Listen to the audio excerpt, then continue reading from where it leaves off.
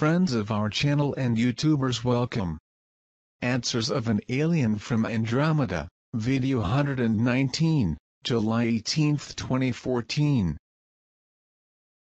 I would like to know, if it is possible, the basic structure of the sick alliance between Earth elites and reptilians.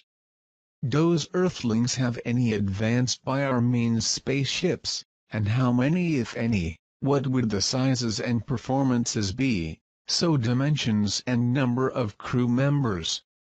I would like also know the same for the reptilians involved with Earthlings, and if they possess any mothership, their approximately dimensions and forms.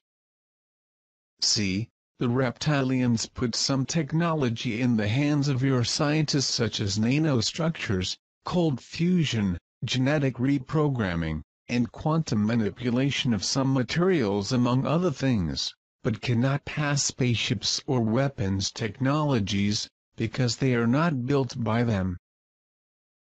They acquire their ships from the manufacturers programmed to obey only the brainwaves of the reptilians because they cannot afford to do this kind of programming for themselves. It's like if you could get a plane that had a black box that only obeys a particular brain frequency. These programming and reprogramming are certified and registered in databases of Galactical Community Correspondent. If a ship is detected without its program is registered, it is considered pirate, and all fleets in service in the area are notified of their presence and allowed to intercept and inspect cargo and occupants.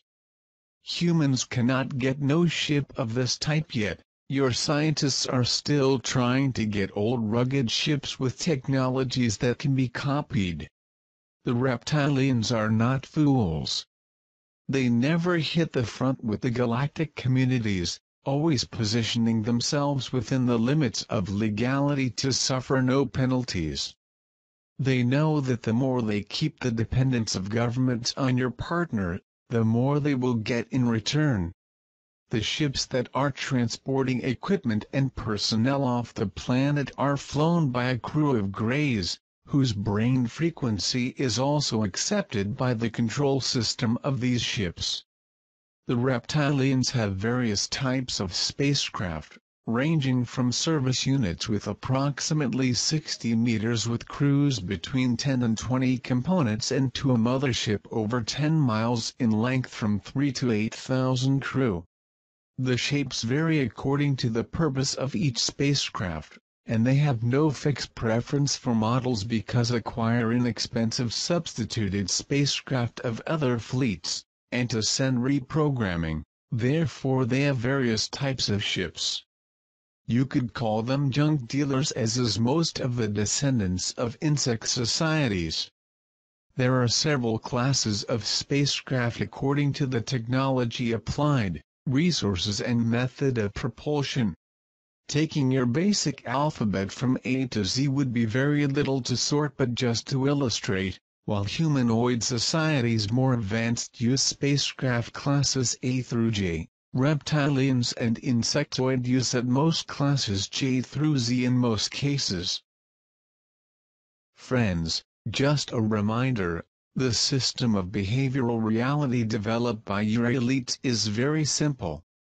Going back a little while ago, in your so-called Middle Age, your elites used as matrix to keep the mental slavery of us people the safety of the high castle walls, the safety of your churches against the forces of evil and witchcraft. Those who were not part of this context served only to be literally enslaved by force of the whip. To survive, you have always paid the protection fee imposed by elites to maintain your security. Today no longer exist the castle walls, but with control of the technology and all the energy generated on the planet, your elites keeps your societies in the same matrix before, selling the security that the pseudo-technology provides to its users. The elites now enslave minds with technologies that you have to use to be part of the system, otherwise you become a disposable. Or are you an active consumer, or you are nothing? Approximately 80% of your workforce is now enslaved in this way, are plugged in the matrix, and if they are turned off, do not know anything else but to starve or become mental zombies. To get out of this vicious circle, you need to go from mental slaves to external observers. Try to understand once and for all that this is the plan of the enemy of your conscientization. The provision of facilities must be used wisely. Does not help you have the best GPS. You do not know how to orient by a simple compass if you run out electric power. Try to imagine being out of this matrix, using the resources that the system is providing today, but not exclusively depend on it to survive. While it exists, use the advantages you can, but be prepared to survive without it. If for some natural or purposeful motive power will disappear for a long period of the planet, try to imagine surviving outside this imposed system. The entire system mounted so far by your elites depends on being plugged into an outlet. They control the outlets. Nature can control them and their outlets too. If electricity was free for all with independent generating units and accessible to all, the elites would no longer have total control. Try turning off the jacks. Try to be aware that you cannot allow technological dependence enslave your minds, turning you guys into simple puppets, manipulated by your elites still dominant. For those who asked about trash and recycling in the future, I will describe a machine widely used in quantum-based restructuring of materials. Suppose you have a project of a vehicle, one of your cars for example. You instructs the machine with the details of vehicle parts, material characteristics of these parts, hardness, flexibility, colors, finishes, etc. In a chamber of the machine you will put the matter in raw materials, in bars, powder or simple scraps of these materials already used. The system will produce absolutely perfect new vehicle as the project, subtracting the necessary materials from the chamber of scrap. If you miss some stuff, the system will warn you and wait for the missing item is placed in the chamber of junk. And the system warns you if you made any mistake in calculation of some characteristic of some of the pieces to optimize the operation planned for the final set. This type of production equipment works to manufacture anything that is designed, from a needle to a spaceship. As you can see, very little or no scrap left over to be thrown into the environment.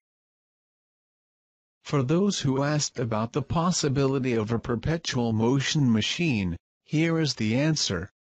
When you master the technology of a magnet with only one polarity, either positive or negative, and not converging parallel lines of force, such equipment will be commonplace. Another technology for this purpose is the molecular programming of materials that can generate heat and electricity only with constant molecular excitation, forever. This is the same principle with which the rays are generated in your clouds of steam, only these happen indiscriminately and are not controllable. These are some concepts of molecular quantum mechanics that you can use in the short term to solve the energy problems in the new society. The Arcturians completed the process of mapping the next tectonic changes on the planet, and as soon as I can have some details I will communicate to you. Stay all with light and peace.